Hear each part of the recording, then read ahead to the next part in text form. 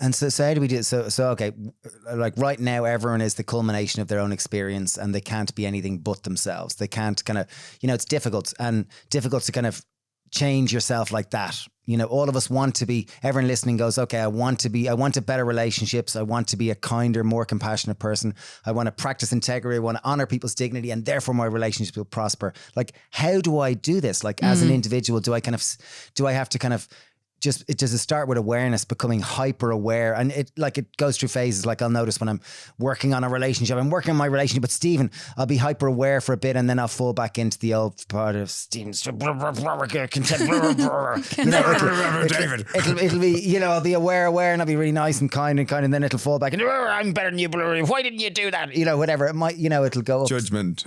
So how do I apply this to learn it? Like, and everyone listening, it's the same. Yeah. Well, I mean, to your point, awareness is really important. So like, aware that there is this myth, aware that worth, comparing worth, it is based on a myth, aware that we're all doing the best we can with what we have, and we cannot be, any different than what we are, but it doesn't mean that we can't, try that we can't reflect and make choices now that help direct us toward the future that we want. And how do we make those like, what are those choices? What do they look like?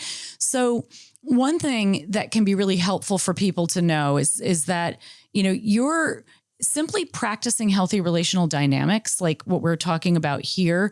You can grow a lot in relationship, so the formula, you can come back to this formula at any moment in time and ask yourself and just say, notice. So start to pay attention to how you're feeling in an interaction. Notice if you're like feeling smaller. Notice if you're feeling like it's, a good sign of a healthy relationship. It's not always the case, but very often is that it's easier for you to be your better self. And then there are some relationships where you really struggle to be your better self, so start paying attention to how you feel in your relationships and, really learn to honor the process rather than over focus on the content of an interaction. And I'll explain what this means, because this is a practical way. Oh, I love this one. We've talked about this before. This was a huge breakthrough, and I've forgotten it, but I feel like I really want this. I remember hearing it last time. Let's look at this with communication. As I said, communication is the primary way we relate. Like, all communication has two parts: the content and the process. The content of a communication is what we're communicating about. It's the subject, right? And the process is how we're communicating. We all tend to over-focus on the content and under-focus on the process, but the process matters much, much more, right? So we, if you think about, I like to use this as an example, think about a conversation you had maybe like 6 months ago at a dinner party or whatever. It's possible that you forgot the entire content. You actually don't even remember what you talked about, but you probably still remember how you felt in that conversation. The process determines how you feel. When our process is healthy, we can talk about anything without fighting.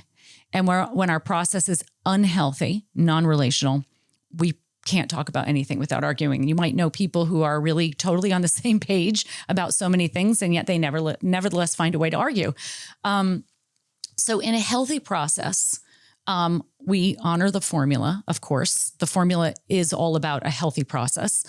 And in a healthy process, when we're communicating, our goal is not to be right, which means to make the other person wrong. It's not to win. It's respect their dignity. Right. It's not to win, which means to make the other person lose, right? It's nearly like what you're saying is, it really strikes a chord with me and feels so true.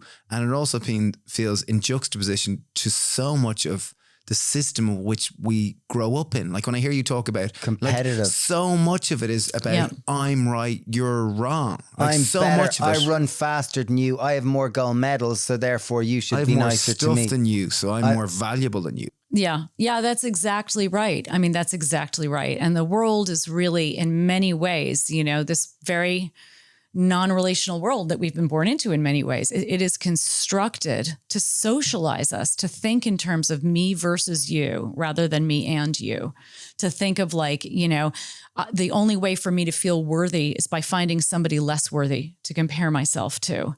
and, or to put somebody down so that I can prop myself up. And this is, of course, very short-lived sense of worth. It's not true worth. It's a illusory worth. Non-relational behaviors, right? These behaviors that are shaming and contemptuous, that violate the formula, they're contagious. Right? And they've done study after study on this, and researchers say that these behaviors, they call them toxic behaviors, they spread like the common cold, and they're not necessarily compartmentalized. So you may feel that somebody is not worthy of being treated with respect, but the minute you act on that, you are contributing to the epidemic of dysfunction and harm in the world. Subtle bullying. And it is a form of bullying, subtle bullying. But getting back to your question, so what do we do? So how do we offset this? So one way is to recognize this belief that's at the core of these non-relational behaviors. And now this is what I call the belief in a hierarchy of moral worth. This belief that some individuals or groups are more worthy of being treated with respect than others. As in celebrity versus, other people. Well, as in white people versus non-white people, as in humans or animals, as in men or people of other genders. This myth lies at the core of every form of injustice. If you whittle them all down, like we tend to, sort of, when we're thinking of injustice and harm in the world, we tend to look at who is oppressing or abusing whom. And we target, sort of one form of oppression or abuse at a time. And it's okay. We have limited energy. We have to focus on what we care most about or where we're most effective.